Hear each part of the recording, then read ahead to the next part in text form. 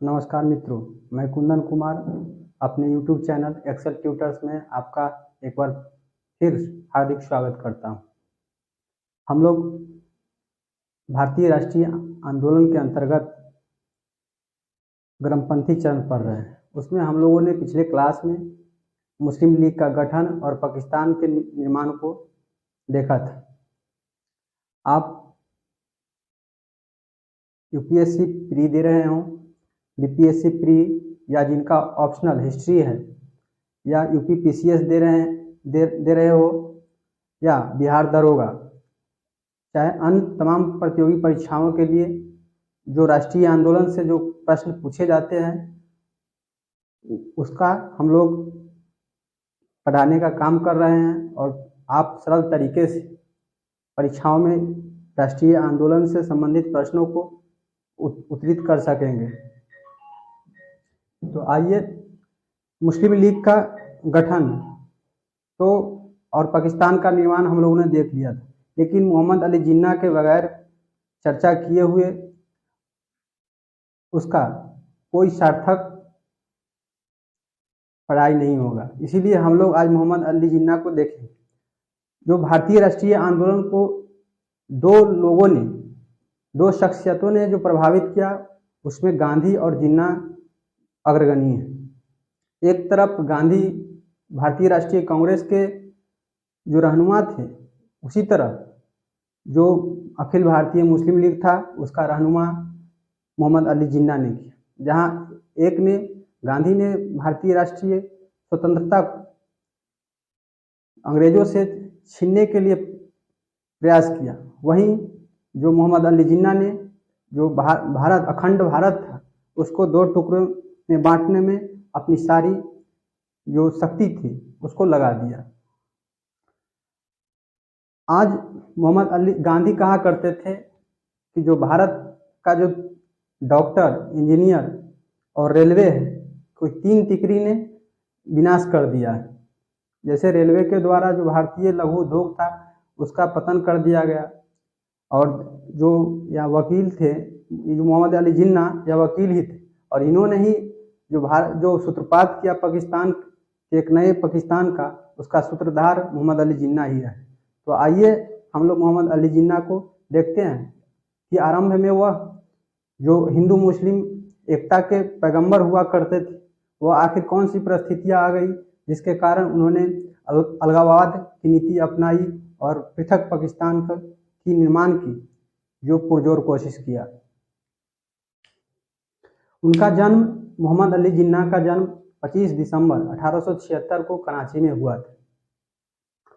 पहली बार उन्होंने जो भारतीय राष्ट्रीय कांग्रेस के जो उदारवादी नेता थे गोपाल कृष्ण गोखले से वो काफी प्रभावित थे, और पहली बार 1904 के जो कांग्रेस का वार्षिक अधिवेशन बंबई में आयोजित हुआ, जिसकी अध्यक्षता हेनरी कॉटन ने किया था, उसमें पहली बार वो कांग्रेस के सम्मेलन में भाग ली। फिर 1913 में वह जो मुस्लिम लीग था उसमें शामिल हो गए।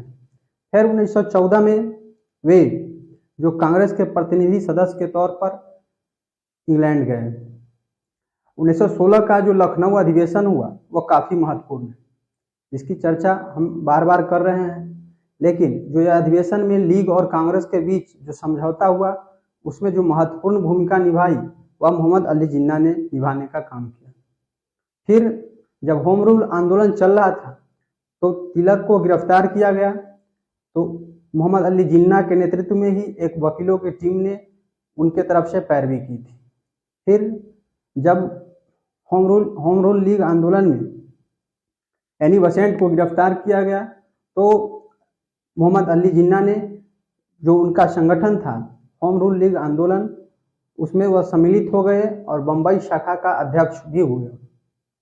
फिर 1920 में जो भारत का राष्ट्रीय जन आंदोलन, पहला जन आंदोलन शुरू हुआ, असहयोग आंदोलन, उसके असहयोग का प्रस्ताव का विरोध करने का काम 1920 के विशेष कलकत्ता अधिवेशन में मोहम्मद अली जिन्ना ने करने का किया।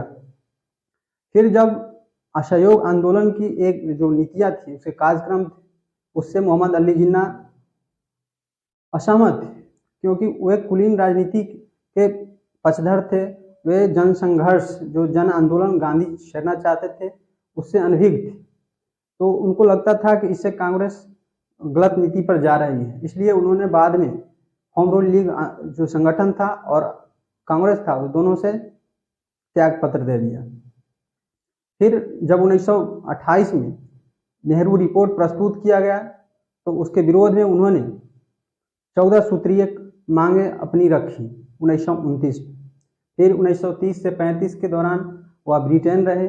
फिर उन्हें मुस्लिम लीग का नेतृत्व करने के लिए आमंत्रित किए गए। तब वह फिर वापस भारत आए और 23 मार्च 1940 को जो लाहौर अधिवेशन हुआ मुस्लिम लीग का और काफ़ी ऐतिहासिक था, जिसमें उनकी अध्यक्षता में जो पृथक पाकिस्तान का प्रस्ताव था वह पारित किया गया। और फिर जब माउंटबेटन योजना के आधार पर 14 अगस्त 1947 का एक नए पाकिस्तान का निर्माण हुआ, तो नए पाकिस्तान का प्रथम गवर्नर जनरल जो बने वह मोहम्मद अली जिन्ना बने। और फिर सितंबर 1948 में कराची में उनका निधन हो गया। उन्होंने 2 पत्रिकाओं को मुख्य रूप से अपने विचार जो अपने नीतियाँ थे उसको प्रसारित किया। सर्वप्रथम पत्रिका उनकी थी कॉमरेड। यह 1911 में कलकत्ता से अंग्रेजी भाषा में प्रकाशित होता था। दूसरी पत्रिका उनकी हमदर्द थी जो 1913 में उर्दू भाषा में प्रकाशित होती थी।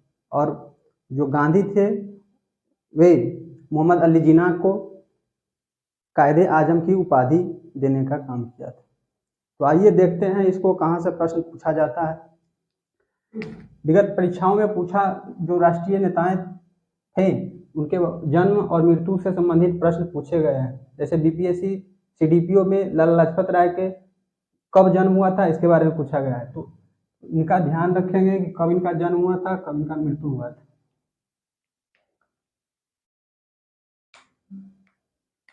जो मोहम्मद अली जिन्ना का जन्म हुआ था वह 25 दिसंबर 1876 कराची में हुआ था। यह जन्म पूछ सकता है आपको एग्जाम में।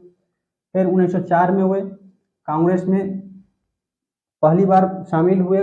कांग्रेस के पहली पूछेगा कि मोहम्मद अली जिन्ना कांग्रेस के किस अधिवेशन में सर्वप्रथम शामिल हुए, तो 1904 के कांग्रेस अधिवेशन जो बम्बई में हुआ था।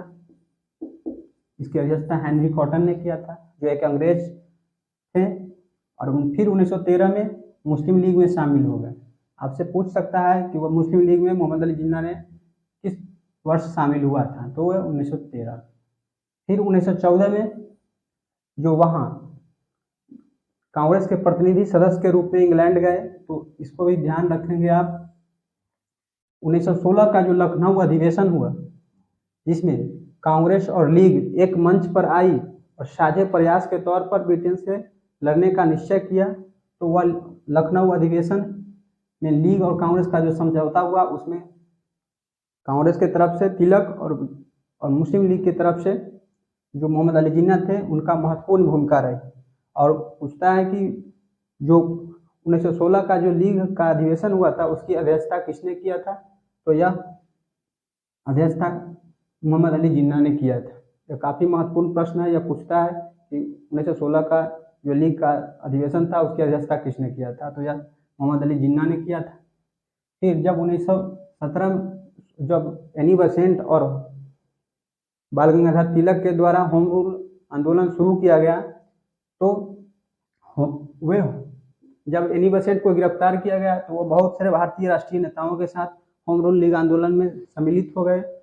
और जब बाल गंगाधर तिलक को गिरफ्तार किया गया तो उन्होंने पूछता है कि बाल गंगाधर तिलक को जब गिरफ्तार किया गया था तो उनकी तरफ से मुकदमे की पैरवी किसने की थी, तो मोहम्मद अली जिन्ना के नेतृत्व में एक वकीलों की टीम ने की थी। तो इसको ध्यान रखेंगे। फिर 1919 के जब रॉलेट एक्ट के विरोध में उन्होंने जो ब्रिटिश विधान परिषद थी उसकी सदस्यता से त्याग पत्र दे दिया था। तो यह भी पूछेगा कि उन्होंने रॉलेट एक्ट में क्या किया था, तो रॉलेट एक्ट के विरोध में उन्होंने विधान परिषद से त्याग पत्र दे दिया था। फिर जब 1920 के कलकत्ता के वार्षिक अधिवेशन में जिसकी अध्यक्षता लाला लाजपत राय ने की थी, जब असहयोग का प्रस्ताव प्रस्तुत किया गया था उन्होंने विरोध इसका किया। पूछता है कि असहयोग का प्रस्ताव का विरोध किन किन नेताओं ने किया था, तो जिनमें मोहम्मद अली जिन्ना, चित्तरंजन दास, बिपिन चंद्र पाल, ये लोग प्रमुख थे।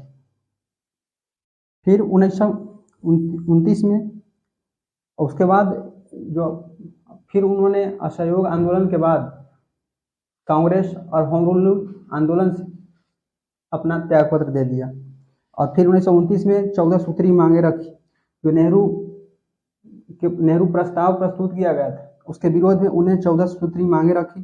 पूछता है कि 14 सूत्री मांगे किसने प्रस्तुत किया था, आपसे विगत परीक्षाओं में पूछा गया है, आगे भी पूछा जा सकता है, तो ये ध्यान रखेंगे कि 14 सूत्रीय जो मांगे थी वह मोहम्मद अली जिन्ना ने प्रस्तुत की थी। फिर 1930 में वो ब्रिटेन चले गए और 35 तक वो ब्रिटेन में ही रहे। फिर 23 मार्च 1940 का जो मुस्लिम लीग का लाहौर अधिवेशन हुआ, कहाँ हुआ? लाहौर में। काफ़ी महत्वपूर्ण, काफ़ी बार पूछा जा चुका है परीक्षाओं में बाबू, इसको ध्यान रखेंगे। और तो इसकी अध्यक्षता मोहम्मद अली जिन्ना ने किया था और पाकिस्तान का प्रस्ताव पारित किया गया था औपचारिक रूप से। यहाँ पाकिस्तान का प्रस्ताव पारित किया गया था। पूछता है कि लाहौर अधिवेशन की लीग की अध्यक्षता किसने की थी, तो मोहम्मद अली जिन्ना ने किया था। और जब 14 अगस्त 1948 एक नया पाकिस्तान का जन्म हुआ, तो उसके जो प्रथम गवर्नर जनरल हुए वह मोहम्मद अली जिन्ना हुए। कभी कभी यह भी प्रश्न पूछता है कि पाकिस्तान किस दिन स्वतंत्र हुआ था, एक नए राष्ट्र का बना था, तो इसका तारीख को याद रखेंगे। कभी कभी 14 अगस्त और 15 अगस्त में विद्यार्थी उलझन में पड़ जाते हैं परीक्षा में, तो इसका 14 अगस्त ध्यान रखेंगे। और फिर सितंबर 1948 में कराची में उनकी मृत्यु हो गई और उनको कायदे आजम की उपाधि महात्मा गांधी ने दिया था। और 2 पत्रिकाओं का उन्होंने प्रकाशन, अपने विचार को संप्रेषित किया, फैलाया अपना विचार। वह 2 पत्रिकाओं, एक तो 1911 से कलकत्ता से प्रकाशित होता था और अंग्रेजी उसकी भाषा होती थी। तो उसका आपको पहले तो एक पत्रिका का नाम पूछ सकता है, फिर पूछ सकता है उसकी किस तिथि से आरंभ हुई थी, फिर वह कहाँ से प्रकाशित होता था, किस भाषा में प्रकाशित होता था। ये सब 3-4 क्वेश्चन आप इससे बनाकर पूछ सकता है। और एक पत्रिका उनकी हमदर्द थी, 1913 से प्रकाशित होती थी और यह उर्दू भाषा में प्रकाशित होती थी। कभी कभी 3-4 पत्रिका का ऑप्शन में नाम दे देगा, उसमें से पूछेगा कि आप यह पत्रिका किस नेता ने शुरू की थी, या मोहम्मद अली जिन्ना ने कौन सी पत्रिका प्रकाशित की थी। तो यह मोहम्मद अली जिन्ना से संबंधित कुछ तथ्य हैं जो विगत परीक्षाओं में पूछे जाते हैं, आगे पूछने की भी संभावना है। अतः मेरे YouTube चैनल पर बने रहें, सब्सक्राइब करें, ज़्यादा से ज़्यादा शेयर करें, लाइक करें, और इसी तरह आगे के वीडियो के लिए हमारे YouTube चैनल पर बने रहें। धन्यवाद।